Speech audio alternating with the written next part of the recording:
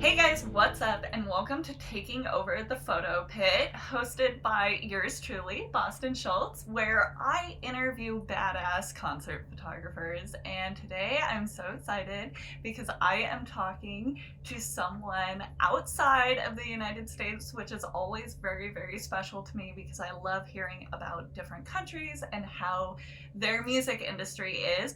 But this is also a very special one because I met Priti when, I've been following her YouTube channel for a long time. And I we'll get into this, but one of the reasons I started my YouTube channel is because there weren't many women on that space, and her YouTube channel was the only YouTube channel that I found that was run and hosted by a female. So we're gonna get into that because I think that her music photography is super special, but I'm blabbing on way, way too much, and she is here. So, hi, I'm so excited to have you. Thank you so much for joining me, Priti. Hi, Boston. So let's just dive into it. Can you tell me a quick intro of who you are, how you got started in photography, how long you've been shooting, what kind of photography you do? Tell me everything.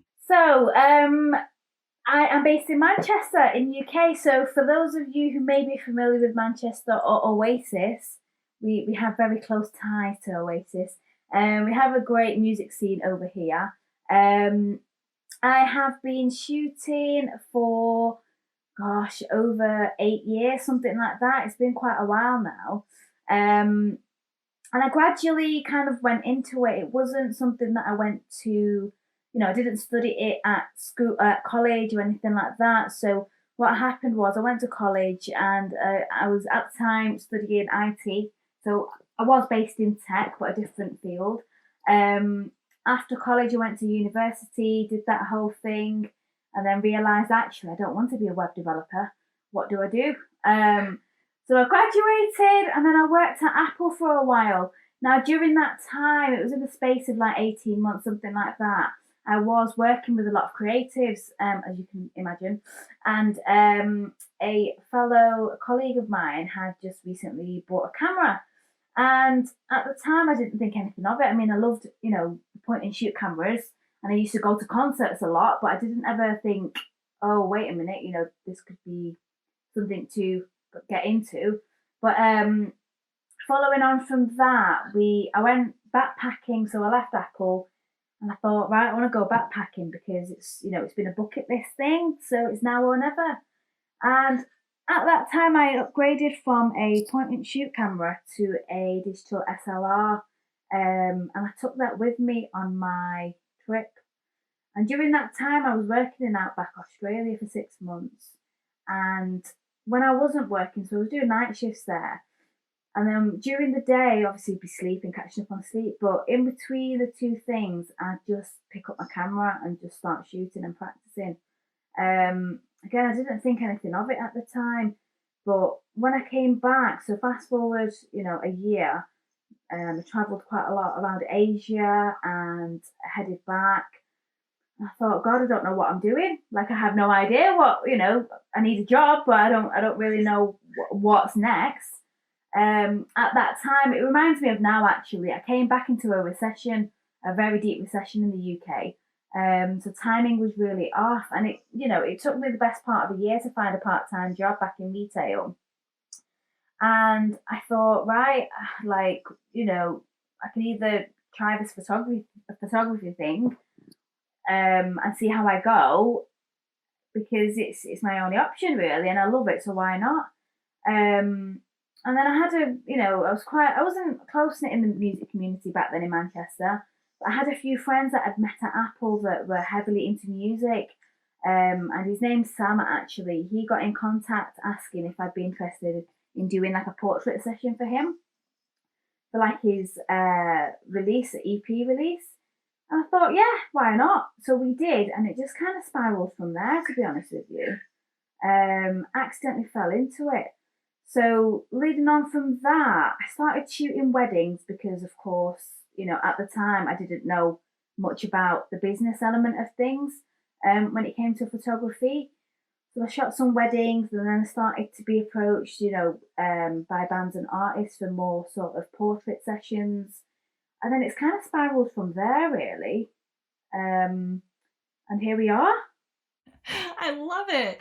So, like, you have a strong background in like portraits and stuff. How did you start getting into like live music photography? Was it just with the relationships that you built with these artists and stuff that you just started going to concerts as well? Or how did that come about? So again, back at Apple, my an ex-colleague of mine, James, at the time, he was an amazing photographer, like commercial work, and we got into a conversation about just music photography, and I asked him, I said, how does that work?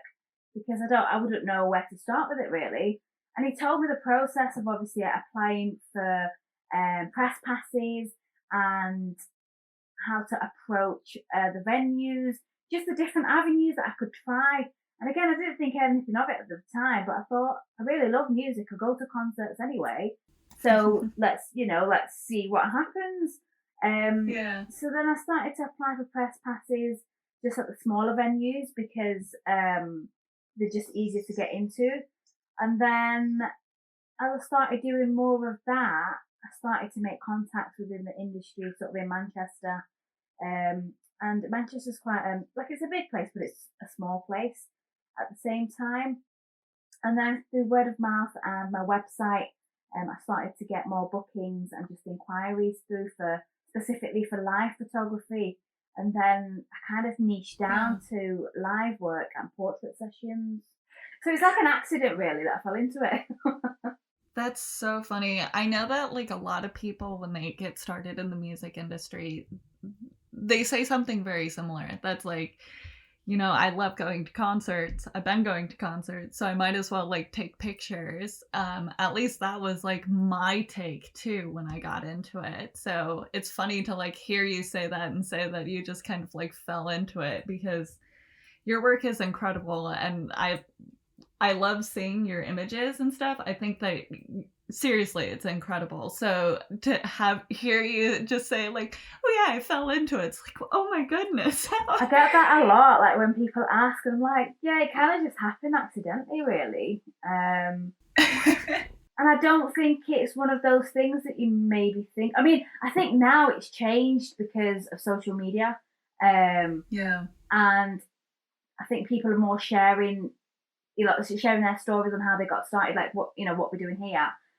So Yeah. the future generation do have not like a path, but they do know that it's an option. Whereas when I was growing up, I didn't know it was an option. I wasn't exposed to that, to the industry, I guess, in that way. So yeah, it was just I just kind of landed into it, really.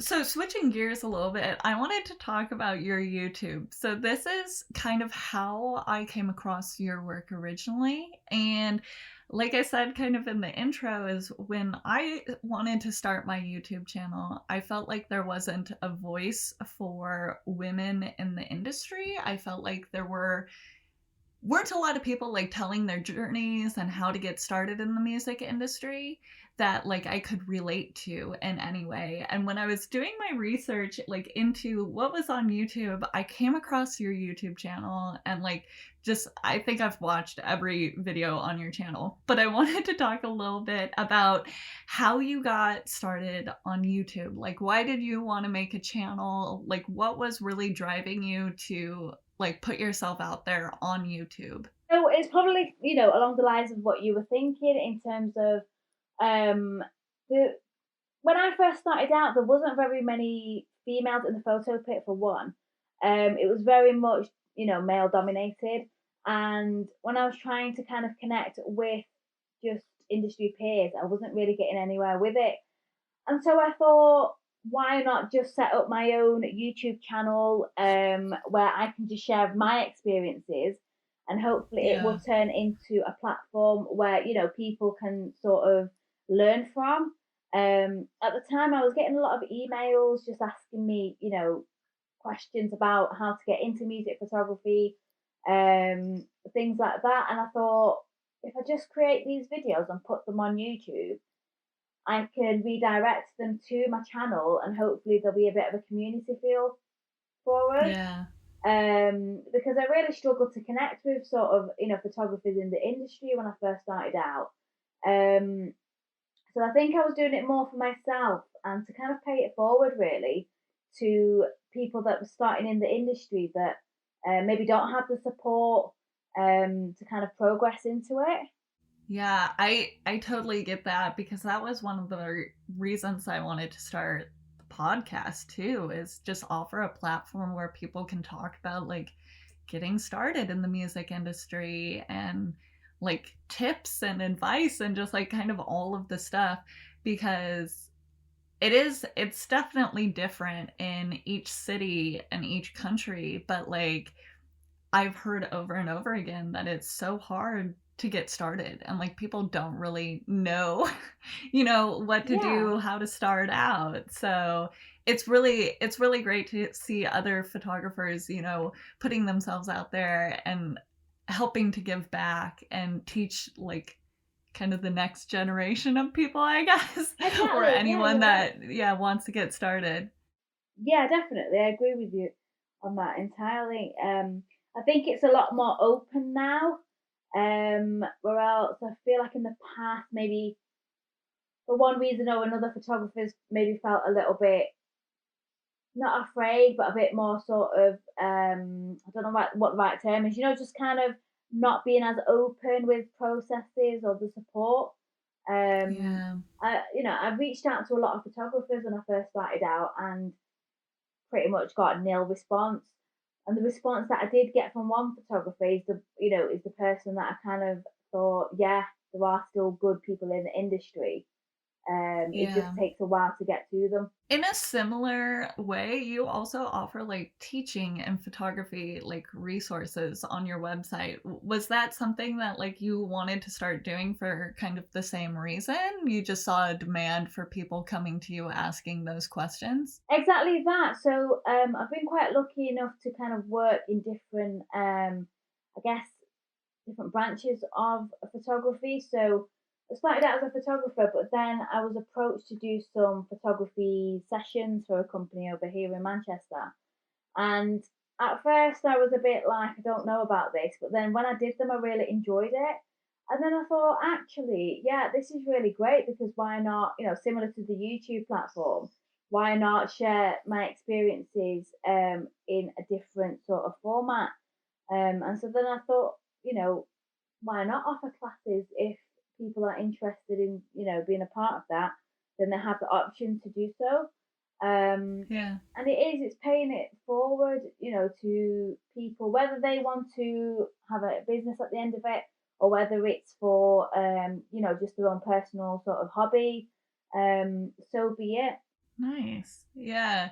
There's another question that I have on this list that I just want to dig into right now because I think that this is so amazing that you've done this. Is you were featured on like BBC's website for like how to be a music photographer and tips for that. And this goes in line with like everything that we've been talking about teaching and like resources. But like how on earth did that come about that you were, featured on the BBC? That just like that blew my mind when I saw that. I was like, this is awesome.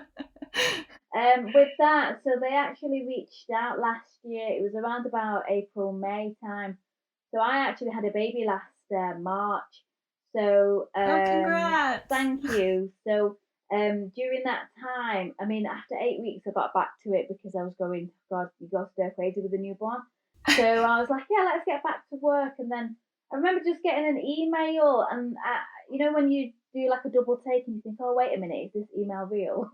I did that because I was like, I've always wanted to do something with the BBC, but I've never really kind of, done anything about it or been proactive. So they reached out and just kind of explained that they had a campaign running for, it's basically industry jobs for 11 to 18, I guess, and how to get into the industry and sort of like the back process of it, I suppose. And they were doing interviews with a whole bunch of different creatives. So there was like videographers, there was sound engineers in the industry, things like that.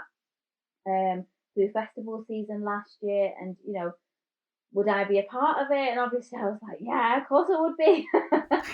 um, so yeah, they just I think it was through my website and SEO really that they found me and approached me that way. But I was super excited to be a part of that, and even now, I'm really proud of that because it's taken a while to get to that point where I've been able to work with certain companies and places. Yeah. Yeah, I want to dig in more with like the publications and stuff that you've been on, but I think that that's such a cool little tip for everyone out there listening is like your website and your SEO, means a lot. I know I know a lot of people like hate updating their website and having things, doing your website is like a whole thing. But if they just like came across you and your work through your website, that's incredible and shows how important having that stuff up to date is. It really is, and I think a lot of photographers underestimate the power of a website. Yeah. If you think, I mean, Google is literally the first thing that you're going to do when you're looking for for a product or a service, 99% of the time. And once you've got the basis of your website or the structure there, it doesn't take a lot to keep that updated with a blog. So all you have to do is, just share recent work. It doesn't have to be 10 photos. It can be one photo a week, one photo a month, something like that to keep your website up to date, relevant. It tells Google that obviously you're still around and your work's relevant, you're a photographer available for work, and potential clients, when they see up to date work on your website, again, they're more likely to hire you because it's all relevant and it's there, isn't it? It's one of the best marketing tools, and it's really low cost marketing tool for photographers. So definitely recommend it. Definitely get on the SEO on your website. Absolutely. What great advice. I don't think I've talked about websites on this podcast at all, but yeah, great advice. Talking more about like the publications, that was something that like I came across when on your website is you've been printed in some pretty popular magazines. So I wanted to talk about like how you got photos in publications, how you made those relationships and connections. So it's taken me quite a while to get to that point. So when I first started, I think that the first couple of years it was just shoot, shoot, shoot, and trying to get my style. Mm-hmm. Because it comes with time, doesn't it? You'll know yourself as a photographer that you can't use your style of work doesn't happen overnight. It's a gradual Yeah. process. And I was getting frustrated at the images, but eventually, I started to contribute to Fly magazine, which is it's not in print anymore, unfortunately. But that was on a contribution basis, so that was free. I wasn't getting paid at that point. Um, and then I kind of worked my way up through blogs and contribute into blogs. Again, a lot of it was unpaid. And then Mm-hmm. over the past couple of years is when I sort of started to kind of go down the right route of getting paid to work for publications. So last year I had a I had quite a few actually. Manchester International Festival, I had the opportunity to work with them, which was amazing. And Janelle Monáe was playing at Castlefield Bowl here in Manchester as part of that festival. And so one of the shots from there, well, actually, three or four of those shots were published to a few different publications. Wow. And that was through the festival itself. So I think what I'm trying to get the point across is that there's no one way of doing things. So in that scenario, my work was pushed by the event organizer, the people behind the Mm-hmm. festival. However, in the case where my work has been published to Kerrang magazine, that was me working directly for Kerrang magazine on a freelance basis. So I guess it's leveraging your photos and not letting them sit there in one place, um, and kind of reaching out to publications, and being proactive about what you do with your work. So you might take a photo at a concert.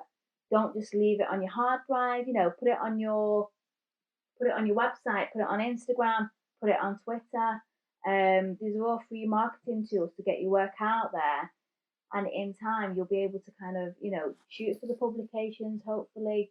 Um, Again, actually, I asked the artwork editor of Kerrang how he came across my work, and he said it was your website or Instagram. He can't remember, but it was one or the two. So it just goes to show how important it is to, keep publishing your work on different platforms. Nice. Yeah, this is such good advice because, and something that even I struggle with is sometimes I'll just like sit on my photos and like not do anything with them. And it's like, no, okay, no one cares about photos from, 3 weeks ago. Um, there's definitely like you just putting yourself out there helps so much in this industry. And it's a lot of people, don't necessarily go above and beyond to reach out and communicate and network with all these people and make sure that, their pictures are being seen by everyone. So I think that's great advice.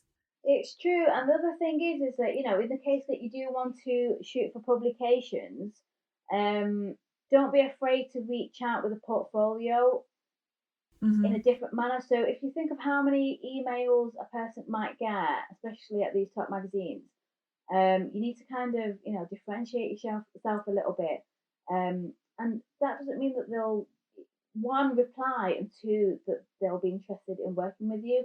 With Kerrang magazine specifically, I actually got in contact with them on several occasions through the last year, through the however many last few years. And then I kind of just let it go for a while until I had a bit more of a style to my work that maybe met the magazine a bit better as well. Um, and then they approached me because you just don't know the timing. So yes, you might get like 10 no's from one place. It doesn't mean that that's a no you know for good, if that makes sense. Um, Totally. and I think a lot of people Yeah. get put off by that because it's you love what you do, don't you? When it comes to music photography specifically, it's I think you have to be a very passionate person to really get out there and do it because it's not an easy industry.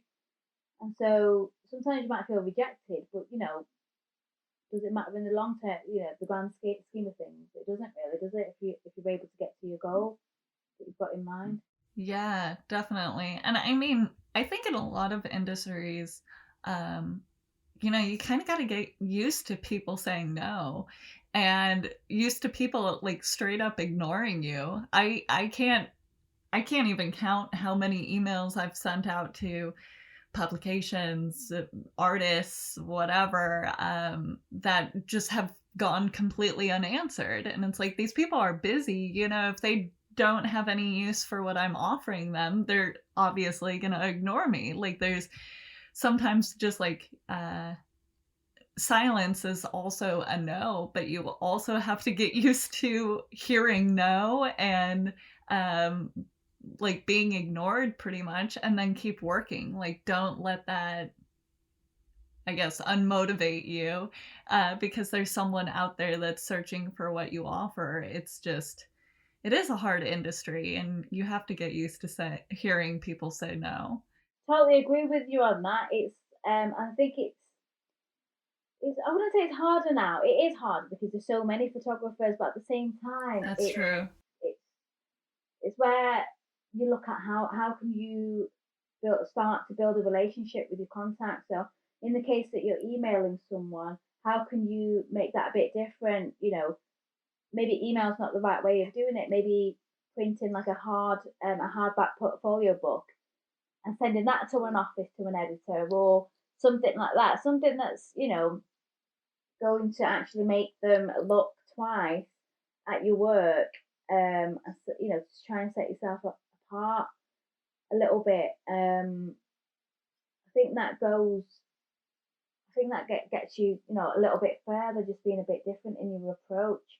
Because in this digital age, it's very easy to think digital is the only way, but actually, no. I think it's great to take a step back and kind of go to a traditional marketing method sometimes.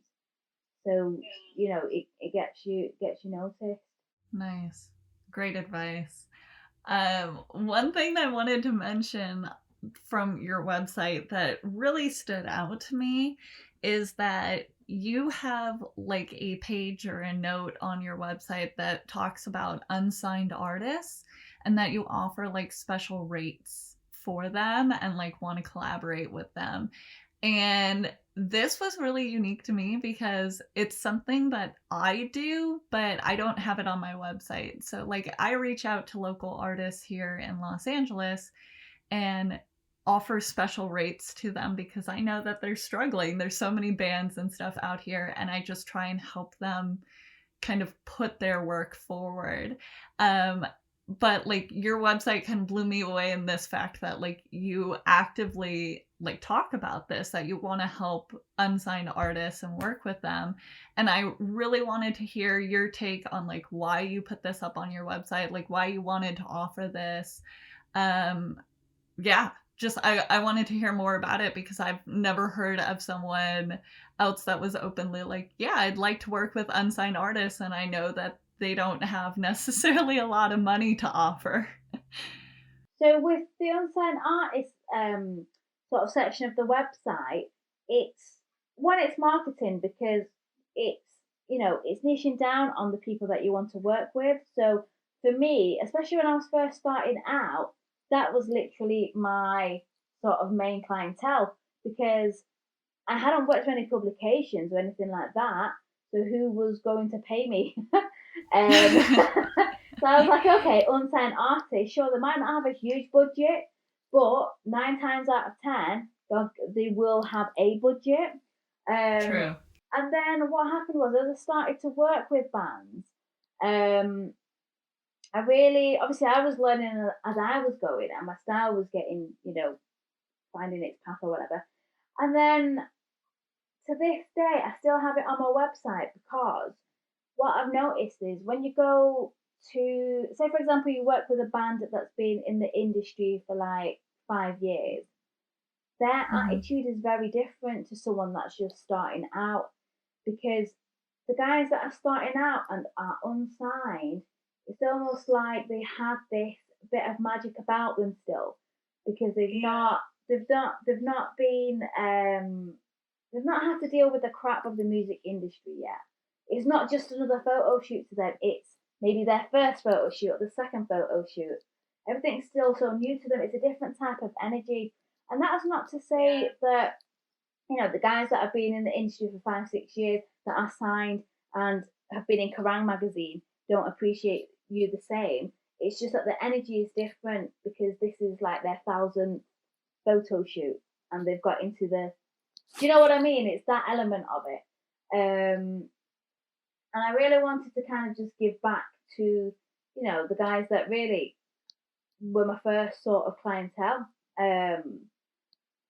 When I was first starting out. So I think it's a great way to give back to that, to the music industry in general, but to keep that sort of circle going because everyone needs good photos. It doesn't matter if you're an unsigned band or a band that have had, you know, a million photo shoots. Actually, I think it's more important for the unsigned artists to have um, professional photos done because it's actually a artist development. What's the right word for it? You know, like a step in their artist development. So it's up to you as a photographer to work with them to get the best from them to kind of demonstrate what their music is about. Sorry. Um, so there's quite a few different elements, but I don't think I'd ever take the unsigned artist part off my website because I absolutely love working with them. The other thing is that you mentioned about budget. Um, with the unsigned artists, they do tend to have a budget which might not suit you as a photographer. However, what you will find is depending on how you market yourself as a photographer, um, sometimes they'll increase their budget because they see that you're the right photographer for them, if that makes sense. So it's like a two-way dialogue, really, with that. Yeah, definitely. A lot of what you said like really resonates with me and how I've worked with local bands here in my area, because you're 100% correct. Like, they might not have a big budget, but at the same time they do have a budget. They know how important photos are for them, and yes, you can definitely like work with them, or present yourself in a way where they understand the value, and then you're going to get paid more for that. um how it's normally worked for me is like, I've built relationships with these artists that they keep coming back, and like Exactly, yeah. yeah, a small budget, you're like, oh, it's a small budget for like this show, but you have a returning client that, every time they have a local show or whatever, you're there, and they're paying you like every time. And I have a few of those bands that I love them, and like when they hit the stage, the vibe of it, the like spark and the magic that you were kind of talking about, they really have it.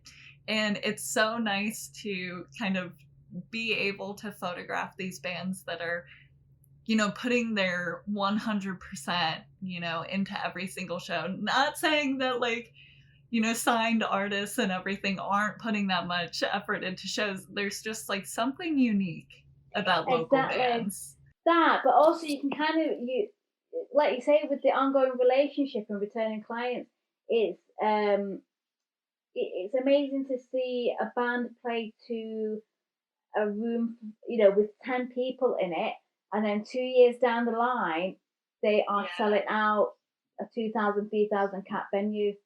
And that's happened quite a few times with some of the bands that I've worked with, and they're doing absolutely amazing. And you get to see that progress from 5 to 10 people in a room, literally to sold out venues.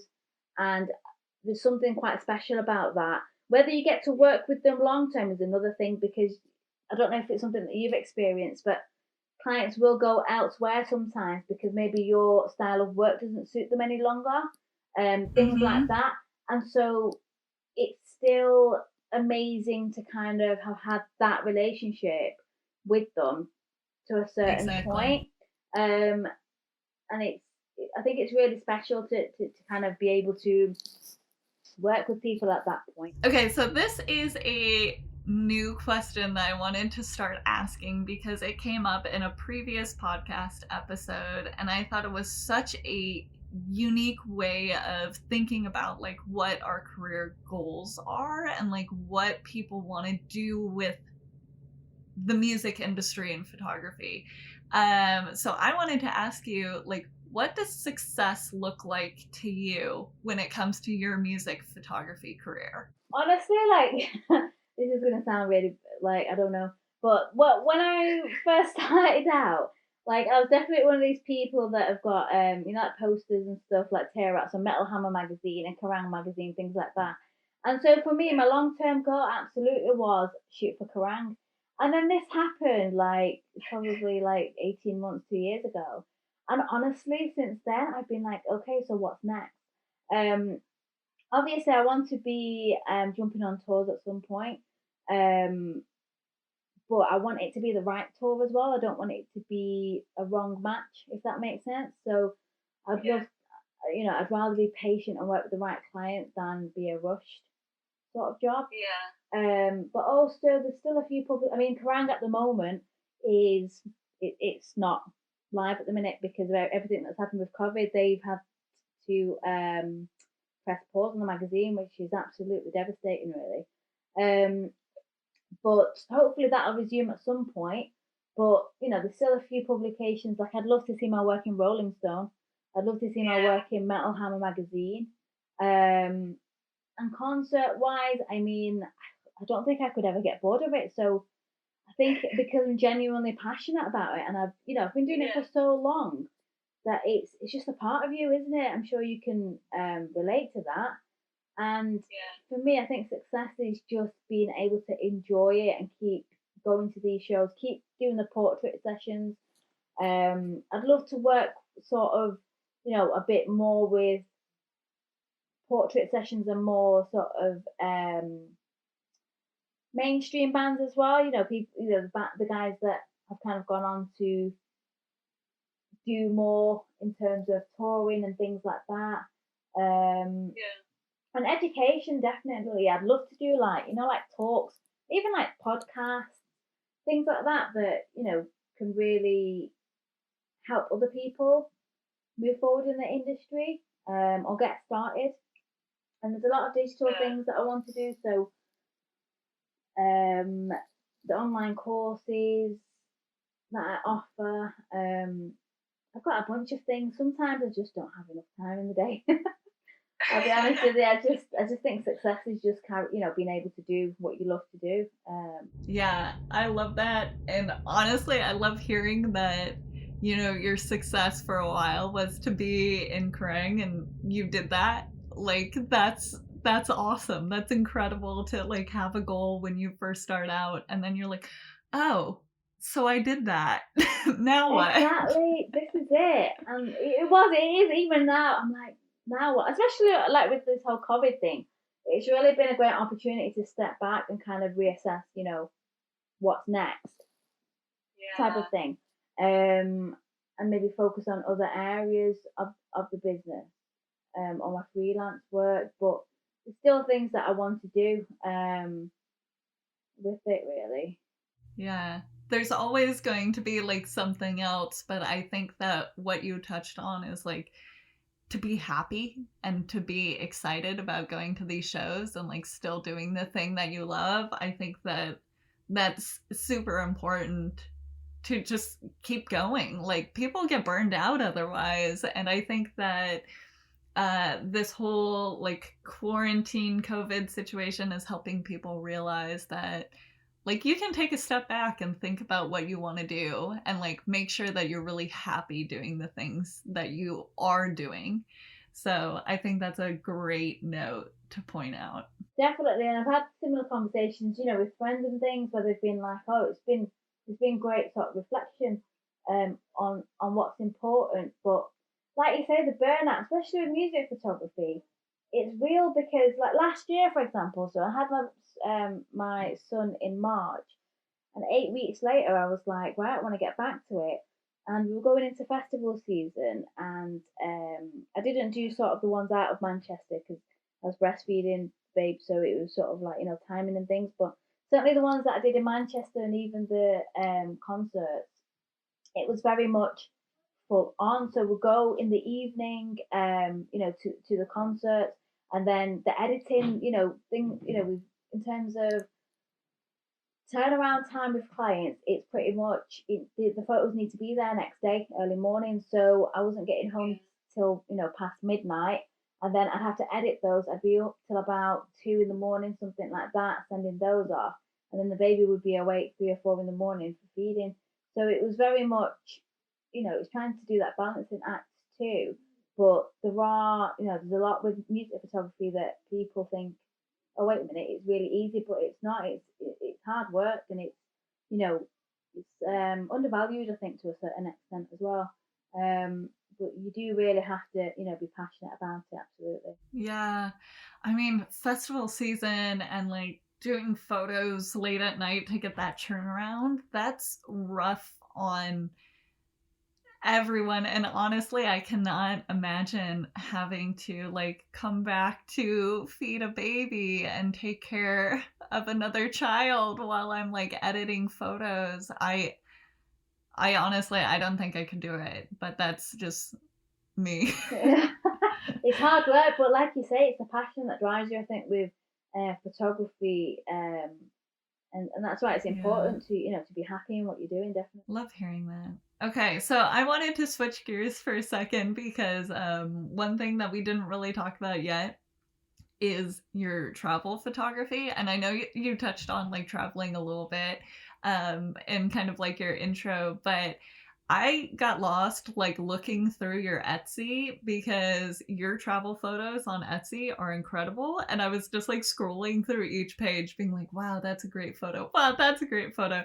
So you have such a great eye for travel photography. Can you tell us a little bit more about like that because you were traveling for quite a while, and that's kind of just how you got started in photography in general, correct? That exactly right. Yeah. So I didn't realize that until you mentioned it on email. So with the whole traveling aspect of things, I went traveling. I picked up my camera and I was practicing as I went. So I was in Australia for maybe about 7 8 months. Then I went to Thailand. I did Bali. I did Tokyo. I did Hong Kong. During that Wow. time, the only consistency was my camera, and I was still learning. But the thing is that with you'll know yourself with photography, it doesn't matter if you're photographing on a camera on your phone or an actual digital SLR or whatever you're using. It's the Yeah. photos that you take, isn't it? So through time, it's just I guess my eyes just got sharper with travel photography. And then even when I got back, and I just love travel. So whether that's in the UK or abroad, I just kind of started taking a bit more of a note, taking more notice of the travel aspect of things and documenting it, I guess, as things were happening. And a lot of it's landscape, which actually I didn't realise um, until very recently. And then it was like one of those where I thought, right, I've got all these photos from so many different trips through the years, and they've been sat on my hard drive for absolutely ages. I thought, I do want to do something with them. I'm just not sure what. And what's funny is a few years ago, I did like a little exhibition here in Manchester. And at the time, the staff members at the gallery asked me, they were like, well, why are you not doing anything with your travel photography? And it just didn't register. And then through lockdown, I thought, well, why do I not just put them online? And then if people Yeah. want to buy them, then great. And if not, then whatever. Like at least they're listed somewhere and they're not just going to be sat on my hard drive. Um, and so then I thought, I'll just try Etsy because I've had a couple of conversations recently with illustrators and other photographers, and I thought, Mm-hmm. right, okay, let's just try Etsy because it's quite a popular sort of platform, and I listed them on there, and I've had a few sales actually, which is brilliant. But I thought it's just another revenue stream for me, in terms of income. And Yeah. it's just convenient at the minute because I'm looking after my boy full time during the day. So I can Yeah. work around that. So if I do get orders, I can sort those out without having to be away from home. Um, so yeah, it's kind of happened by accident because I've already got the work there. But like you said earlier, there's no point sitting on work, is there? So I took my own advice there and just kind of I thought, why not? I'll just put them on there. Because I do enjoy travel photography, and it's one of those where you just do it. It's just something that comes naturally to you, isn't it? When you're just taking photos. I thought it's so funny that like this came like so naturally to you, because whenever I try and take like travel or landscape photos, I always think my photos are so bad. And I don't know. I think we're our own worst critics. That's the other thing. Oh, that's true. Um, because I tell you what's strange. Not strange, but what happens is like when I'm working with clients, some of my photos that I think, oh my god, this is really awful. The clients really love them. Um, but I cringe at them. Like I always think, do I even send this one? But it's weird, isn't it? It's so subjective. Um, Yeah. with photography, and I've always struggled with that, and I still struggle with that now because my favorite shot doesn't mean it's going to be someone else's favorite shot. It, Yeah. it's quite hard to navigate sometimes because you pour so much of your own passion into it. I think. Yeah, that's a great point. It's been really interesting that one of the local bands I've worked with has kind of like highlighted that for me, that like what I think is a great shot isn't necessarily what they think is a great shot, and what they think is a great shot, I'm like, I wouldn't necessarily show this. And that came up once when the band was moving around a lot, and I had a handful of images that I thought were like okay, but there was a lot of motion blur in them because I wasn't shooting fast enough for how dark the venue was. So I was like, I don't really like these. Like, they're not technically correct because like there was motion blur in them. And the band was like, these are incredible. We love the way that like it looks. It makes us look like we're really engaging and really exciting. And I was like, holy cow, like I would have never sent those to you guys. Like they just happened to see them. And it's so interesting that like things that other people are drawn to might be totally different than you, like what you like. And I see that all the time, and I try and get over it, but I am definitely my worst critic, and especially when it comes to landscape photography. I don't think I'm good at it. But I keep trying and then admiring other people's travel and landscape photography in the meantime. It's a weird one, isn't it? Because you're constantly looking for the next best shot. Yeah. And I think it makes it a bit hard, but then I guess that's why you do it, isn't it? It's just so different also too from like live music photography, because like with live music you're talking about like the split second of something happening on stage and there's something engaging going on. And then for like landscapes or traveling, I'm like, okay, well that's really pretty, but there's like nothing else necessarily going on. And it's kind of hard for me to like flip my mind in the idea of like, okay, I'm taking a picture of like the frame instead of like the action within it. It's very If that makes different. You're sense. right. No, yeah, you're totally right. I've never thought about it in that way, to be honest. But yeah, it's completely opposite because yeah, music Yeah. photography is intense. Like, gosh, you've got like 3 songs and you're out. Sometimes you only get 1 song and you're out.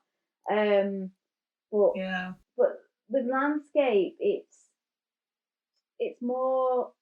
I don't know how to explain it really. Just think if it looks good, I just take a picture. Yeah. I don't overthink it. But it's a music photography. You think about it, don't you?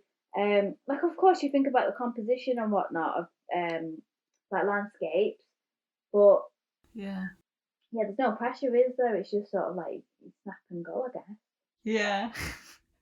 you have more t- you have more time to like set up a scene and everything too. And in concerts it's like every little second you got to keep moving, you got to keep doing something else.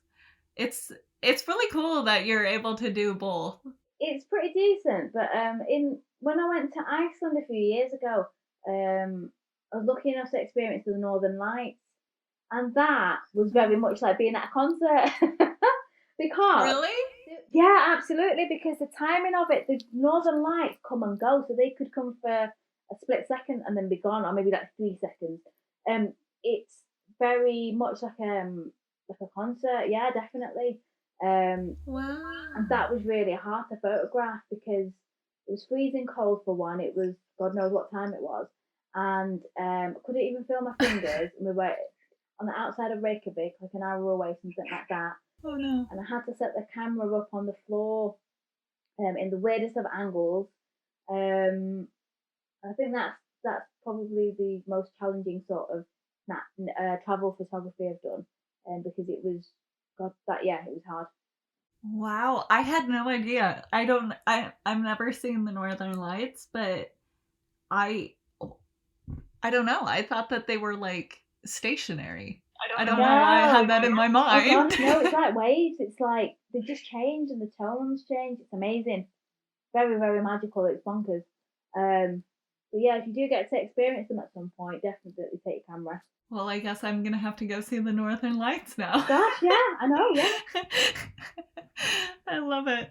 Okay, so we've been talking for a while, and I want to be respectful of your time and everyone else that's listening to these podcasts, because I know that I love asking a ton of questions and blabbering on for too long. But I only have 2 questions left for you, and one of them is kind of like my like deeper, more serious question, and this is just to talk about like being a woman in the industry, or just like being in the industry in general. I like to ask like if you've ever experienced any like prejudices or sexism from working in the industry, if you've had any experiences that like you want to talk about or like bring light to. Just because I think that it's really important to talk about, because when I started out, and I think that I mentioned this already, um, it was very hard for me to like find another like role model, like someone to talk to with my experiences, and there were quite a few like sexist things that happened to me that I had like no one to turn to talk to about it. So like I like asking this question, like if you've experienced anything, and like how you worked around it, like how you've kind of dealt with it. Yeah, absolutely. So again, this was like the early days. Now I've got to the point where I don't care, because at the end of the day, it's still male dominated, definitely, but there is, there's a lot more female photographers now, which is brilliant. I love to go to a show and there's actually Yeah. more females in there than men, and I'm like, yes, finally. But yeah, when I was first starting Yeah. out, even now, like, you still get comments made by male photographers. Um, I had a male photographer ages ago. This was like when I first started out, making comments about how I shouldn't be using a flash gun at a show. Um, Bearing in mind this was, one of the local venues, and I was just kind of doing my own thing, figuring out my style. Um, Mhm. Comments on how I should be holding my camera. Comments on my editing process. Um, I've had all sorts, to be honest with you. This was more recent actually, when I shot an event last year, and there was a director of the event there, and there was a male photographer there, and I was there. And they were having a conversation with me, and then he literally just turned around, spoke to the male photographer, and then kind of walked off. And I was like, oh, okay, like that is it. It was very sort of disrespectful and derogatory, because we were both there doing the same job basically. What else have I had? I've had some really weird experiences, but at the same time, I would say that sexism, prejudice. I'm a woman of color. I've never, experienced. It's not something that I've took note of, to be honest with you. Um, but I think it's definitely harder to be a female photographer when it's male dominated industry. I think it's getting better, but I think there's Yeah. still a lot more to do, and I feel like that's to do with, there needs to be more women in the music industry from the back end as well, not just the photography, not just the front end of things. There needs to be people in management that encourages, let's hire a female photographer, for example. Yeah. But then again, we're we're at a time now where there are more female fronted bands, which again, it shouldn't be a thing, but it is, unfortunately. But then it encourages opportunity for women to work with women as well, which is great. Yeah. And I honestly think that a woman's perspective on a subject is very different to male as well. Yes. So I think that's quite interesting. Whether your client gets to know that or appreciate that, I don't know, but there's definitely a different angle that we shoot on. So yes, definitely, I've had my fair share, but now I've had photographers actually ignore me. So we'll go, you do get faces that come onto the scene and they'll drop off after 12 months, because, like we said before, it's a difficult industry. All the people that I started out with, there's only maybe two or three people that are still doing it, and are making money from it. The people do drop off, but some of these photographers, again, they are male. They'll ignore you. They can have a full blown conversation with other photographers in the group, but they'll just not speak to you at all, point blank. And one of the guys had the audacity to do that, and then as soon as they saw that I was working with certain clients, I got a message on LinkedIn. Oh, hi. I was just wondering, do you have the contact of X, Y, and Z? And I thought, Oh my I'm gosh. not the sort of person that would, like, when I get an email asking, X, Y, and Z, I always reply, because I've been on the receiving end of that in the past. Yeah. And I'm Yeah. like, I'm not going to be that person that just ignores someone. But when, people do this on purpose and disrespect you in certain ways, sometimes I just don't bother. I keep myself to myself. I get on with my work. I'm doing my thing. If you're going to show me disrespect, then so be it. That's up to you. But yeah, you still get it to this Yeah. day. I don't think it's ever going to go away. Unfortunately, I think you just have to learn to Yeah. live with it.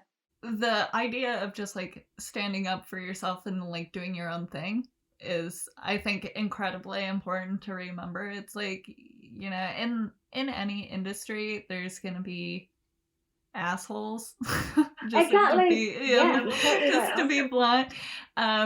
But definitely you're gonna face things when it's an industry that's male dominated, and there is a lot of change, I think, going on in our industry. And you mentioned, women being in other positions where it's management, like PR, behind the scenes, like backstage work, lighting, all of that. Like getting more women in those jobs is going to help out, like women photographers as well. But just to like have that change going on is fantastic. But at the same time, like the industry, I don't think is ever going to be perfect because there's always assholes somewhere. So just to like stand up for yourself and be like, no, you know what, I'm doing my own thing. If you don't like me, that's fine. Like you don't have to talk to me. Like I'm just going to be me over here. I know what I'm about. Bye. Exactly that. And when you keep your head down, you get a lot more done. You know what I mean? It's best to just kind of, as long as you know what you're doing and why you're doing it, that's the main thing. Okay, so my last question is, I just wanted to ask you, what's the best piece of advice that you would love to pass on to anyone that's listening?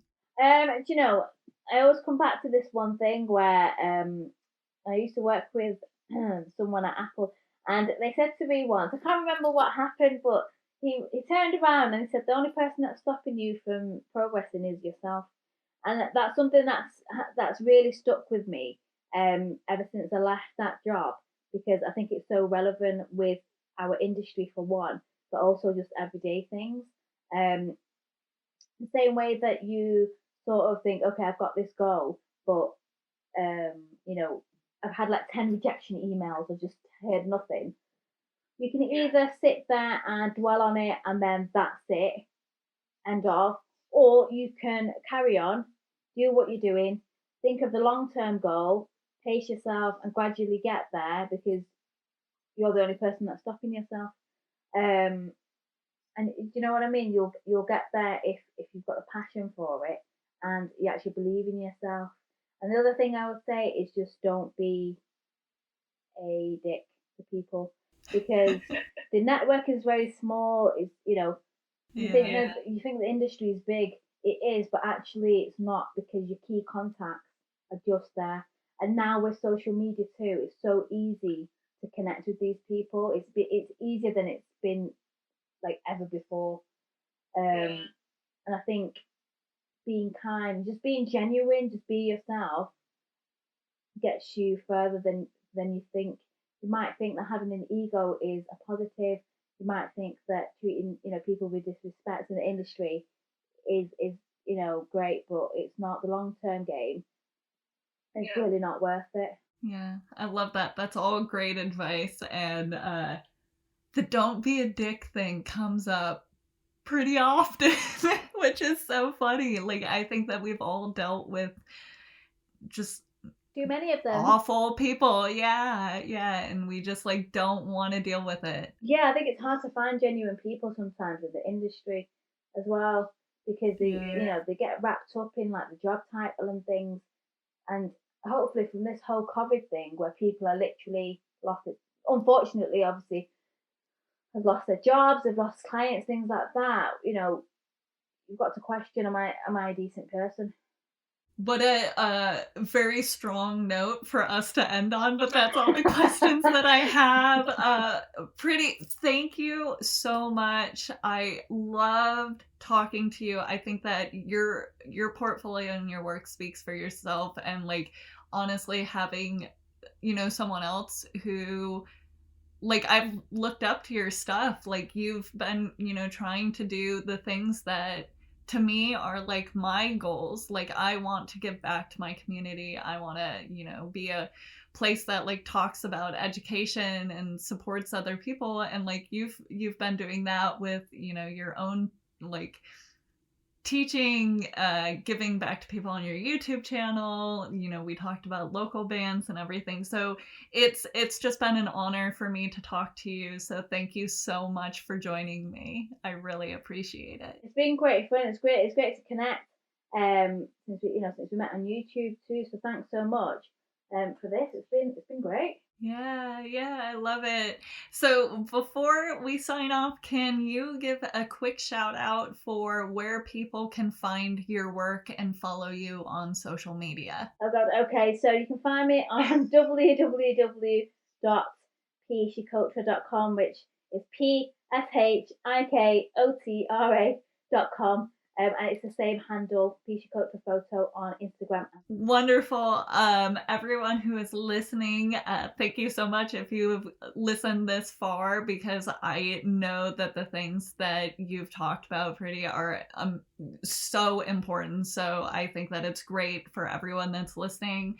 But yeah, I am just so excited again to have you. So thank you so much, and I will talk to you later. Bye. Bye.